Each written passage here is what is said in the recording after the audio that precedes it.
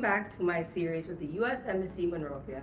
We talked about a lot of things, but all throughout I've always had comments about visas. So today we're going to talk only about visas and how you as an applicant can better your chances.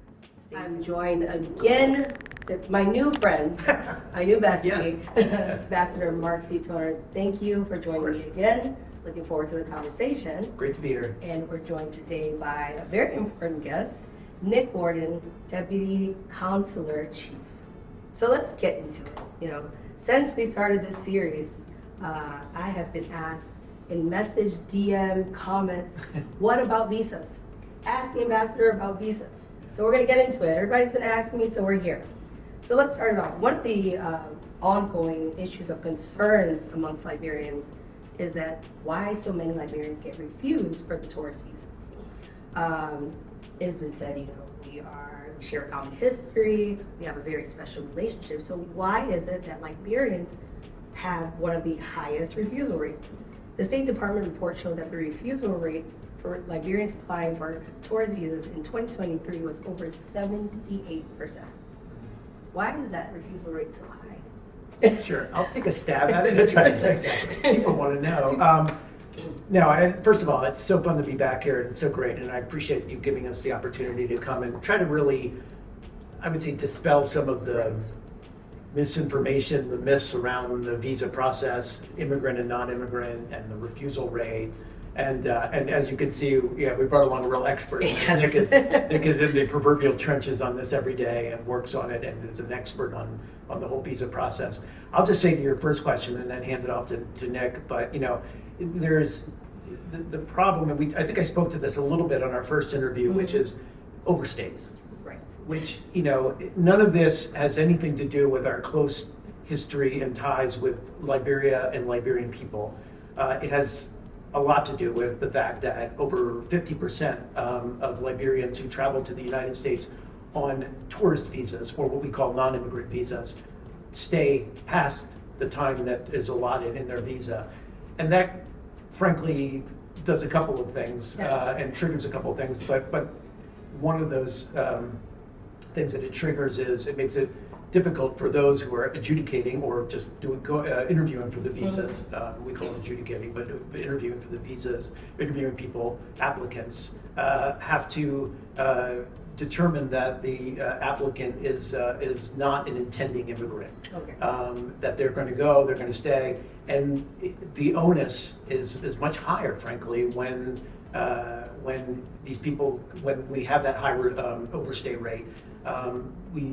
Visa applicants need to show that they have sufficient ties to come back to Liberia. I think we mentioned it last time. Liberia has one of the highest overstaying rates in the world.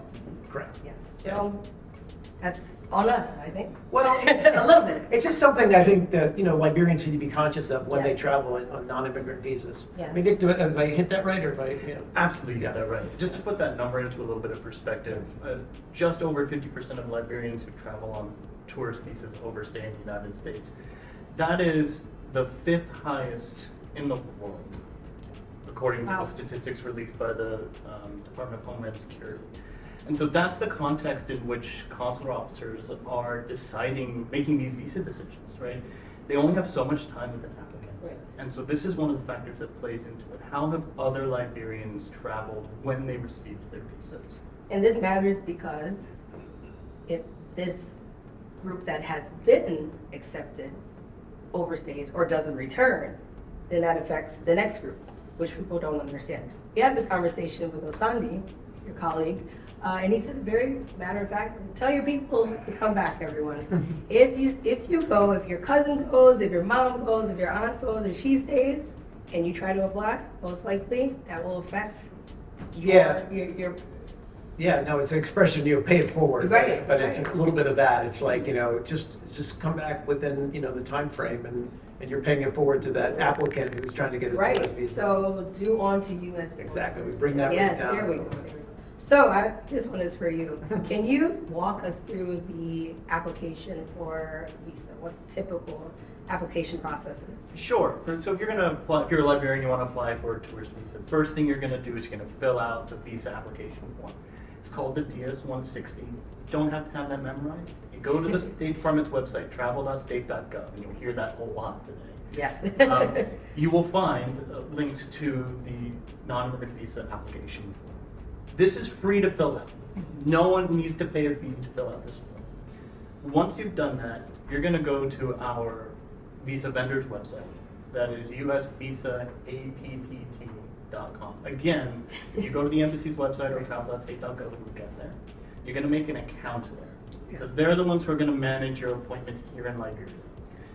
You make an account, you answer the questions that you need to answer, you pay your visa fee. This is when you pay the money. Okay. All right. And you go to GT Bank, pay a GT Bank. There's an option to pay by credit card through the website as well, but if you don't have a card, you don't trust the card, you can get a receipt number from the system, Right. take it to GT Bank, go pay your fee, and then you come back and you make your appointment online. Once you've paid your fee, you'll get a receipt number from GT Bank. That's what you use to make your appointment. You book your appointment, and then it's simple as showing up.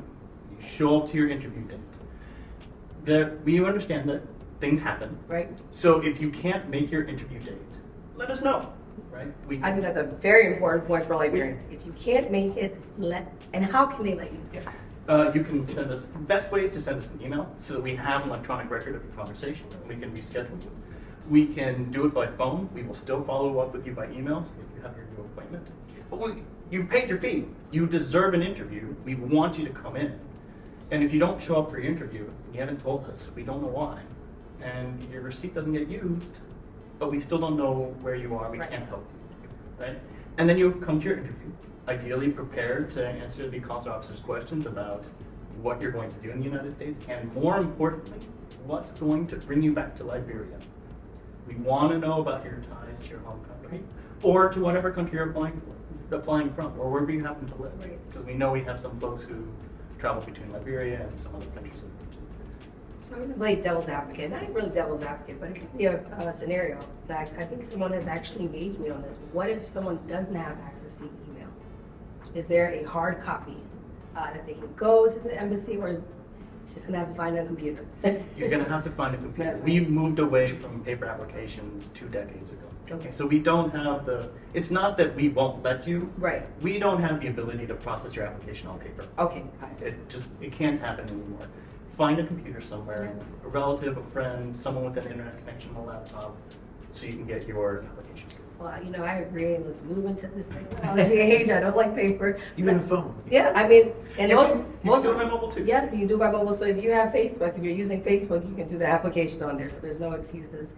Is there any tips that you would give applicants on how they can better prepare for the interview? I know when we talked to Osandi, the biggest thing was be truthful, be honest, and I think that's something that we can reiterate here. But is there anything else that you could think of that they could help prepare them? So I'm going to say it again. Be honest. Be honest. Okay. This is the number one thing that all visa applicants everywhere should be aware of. Right. Your circumstances right now may not qualify you for a visa. And that's okay. And a consular officer is probably going to refuse you. Right. But if you tell us the truth, Right. that refusal becomes meaningless when your circumstances change. Right. If you lie to a consular officer, that consular officer knows, and every other consular officer is going to know, because we keep records. You have 2, maybe 3 minutes with the consular officer at the window. All you have in those 2 to 3 minutes is your credibility. Mm-hmm. And when you lie, you lose it. Value that credibility. Yes. Keep it close. Tell us the truth. The other thing that applicants can do to be prepared, this is going to sound circular, but be prepared. Right. Come to us knowing why you want to go to the United States. We're not asking you to be coached. You don't have to know every answer perfectly. Right. We're here to have a conversation with you about what your travel plans are and what your ties to Liberia are. Know what those are. Right. Come prepared to talk about them. That's kind of the subject matter, right? You're the subject matter expert of your life. Yeah. Right. So tell me about your life. Right. And what's going to bring you back to it when you're done visiting the United States. So we talked about this. I have this in my questions. Let's go back to it. What can Liberians as a whole do to improve this refusal rate? Because that seems to be the topic of conversation. I think we've already said, be truthful, come back, don't overstay. Are there any other pieces that you all think as as a whole.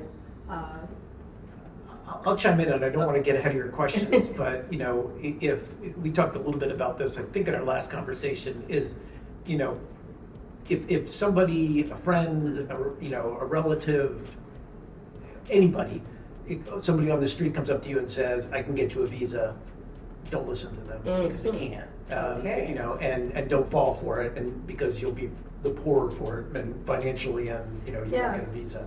So don't, like, you know, to Nick's point, it can be a little bit of a nerve-wracking. I haven't done visa adjudication interviews in decades, but I remember that. Like, you know, Yes. people are in line, you can tell they're nervous. We don't have a lot of time. The consular officers Right. interviewing don't have a lot of time, but they always treat people with respect and just, again, speak your truth. Right. But you know, when I was researching these questions, I was wondering, is this something that happens commonly in Liberia? Do people get scammed about visas outside of the consular office? We're very worried about people getting scammed when in regards to the visa process. Sometimes it really depends on what kind of visa we're talking about. Mhm. Right? We see students come in Okay. with fake bank statements. They didn't make these fake bank statements themselves. Someone did it for them. We see immigrants or potential immigrants coming in with falsified documents. They didn't get these themselves. Someone helped them do it. Diversity visa applicants coming with different identities, different people's high school diplomas. Right? We see a wide range of potentially fraudulent activity. And by and large, your average visa applicant is not really engaged with the process at that level, engage in that kind of Right. fraud. Someone's helping them do it, and that someone is a scammer. So, because I don't go through this process, it seems like there's some kind of underground broker that is telling these people who want to apply that they can help them by providing these.